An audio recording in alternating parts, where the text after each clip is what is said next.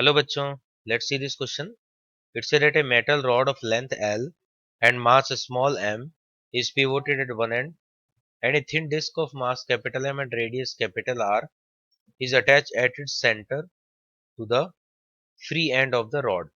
Consider two ways the disc is attached. Case A, the disc is not free to rotate about its center. Case B, the disc is free to rotate about its center.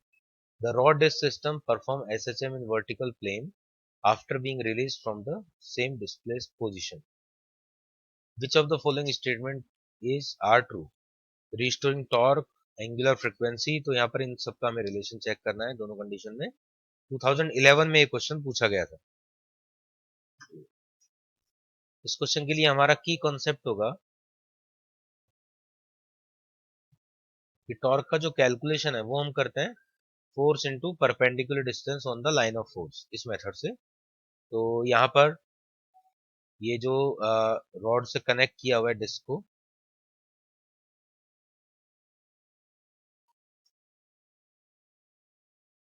तो इसका हम तो अगर force देखें तो force इसका mg होगा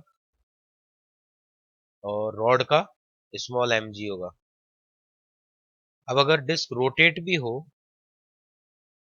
तो इस कंडीशन में भी इसका जो वेट है वो तो mg ही रहेगा. तो यहाँ पर कोई फर्क नहीं पड़ेगा जब हम परपेंडिकुलर डिस्टेंस कैलकुलेट करेंगे. तो दोनों के लिए यहाँ पर जो परपेंडिकुलर डिस्टेंस है वो सेम रहेगी, तो टॉर्क यहाँ पर सेम रहेगा आइदर डिस्क रोटेट और नॉट. तो यहाँ पर हम बोल सकते हैं restoring torque in case A and in case B will be same. तो इसके अकॉर्डिंग ऑप्शन ए अभी करेक्ट है फिलहाल. नेक्स्ट है B, torque in case A is less than, तो ये रॉन्ग हो जाएगा. सी है एंगुलर और डी भी एंगुलर फ्रीक्वेंसी मतलब ओमेगा के बारे में. अब देखिए टॉर्क जो है वो दोनों में सेम है और टॉर्क का जो फॉर्मूला होता है, सेकंड फॉर्मूला, वो होता है आई अल्फा. तो यहाँ पर जो अल्फा है वो हम बोल सकते हैं directly proportional to one upon moment of inertia. तो मोमेंट ऑफ इनर्शिया के अकॉर्डिंग हम बता सकेंगे अल्फा ज्यादा होगा या कम होगा. तो इसमें अगर फर्स्ट केस लें तो इसमें हमें एक पॉइंट मास की तरह इसको ट्रीट करना है because it is not rotating. तो केस ए में अगर हम देखें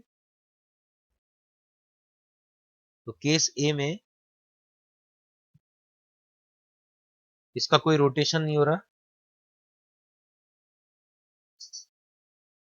ये एक पेंडुलम टाइप में फिक्स मास टाइप में यहाँ पर गिवन है.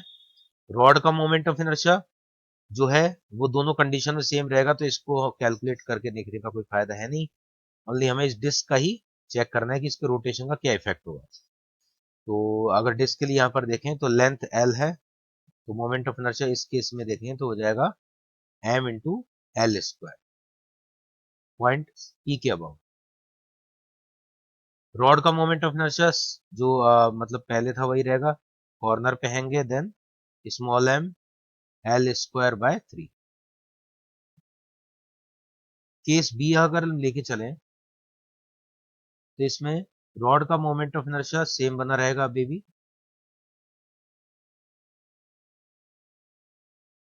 क्योंकि रॉड का रोटेशन इसी पी पॉइंट के अबाउट हो रहा है. तो रॉड का मोमेंट ऑफ इनर्शिया यहां से निकाल लेंगे. डिस्क का जो होगा, डिस्क का इस बार हमें रोटेशन भी साथ में लेके चलना है. तो जब डिस्क का हम मोमेंट ऑफ इनर्शिया कैलकुलेट करेंगे तो उस कंडीशन में यहां पर इसका जो मोमेंट ऑफ इनर्शिया होगा वो हो जाएगा एम आर स्क्वायर बाय 4, क्योंकि सेंटर से ये एक्सिस पास हो रहा है तो एम आर स्क्वायर बाय 2. इस एक्सिस के अबाउट, इस एक्सिस को मैं ओ बोल देता हूँ, तो ओ एक्सिस के अबाउट मोमेंट ऑफ इनर्शिया हो जाएगा एम आर स्क्वायर बाय 2. और ये जो रॉड है, रॉड का मास स्मॉल एम था, लेंथ एल है, तो रॉड का मोमेंट ऑफ इनर्शिया जो पहले था वही रहेगा, it will be small M L square by 3. Rod का सेम है और डिस्क का इस बार एक्सेस का वो रोटेशन है, तो ये हो जाएगा एम आर स्क्वायर बाय 2 या half M R square. Question में एक यहाँ पर सेंटेंस गिवन है कि जो आर है वो है लेस देन एल. एल के कंपेयर में जो रेडियस है वो छोटा है, तो रेडियस छोटा है तो स्क्वायर करेंगे और छोटा हो जाएगा. तो सेकंड केस में जो मोमेंट ऑफ इनर्शिया वो यहाँ पर पहले के कंपेयर में कम हो जाएगा, डिक्रीज हो जाएगा.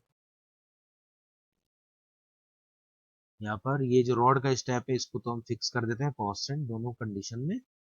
ओनली डिस्क के लिए अगर देखेंगे तो मोमेंट ऑफ इनर्शिया यहाँ पर डिक्रीज हो गया, और मोमेंट ऑफ इनर्शिया अगर आई डिक्रीज हुआ है, आई डिक्रीज हुआ है तो अल्फा इंक्रीज हो जाएगा। इसका मतलब सेकंड केस में अल्फा ज्यादा होगा तो एंगुलर वेलोसिटी ओमेगा भी ज्यादा होगा।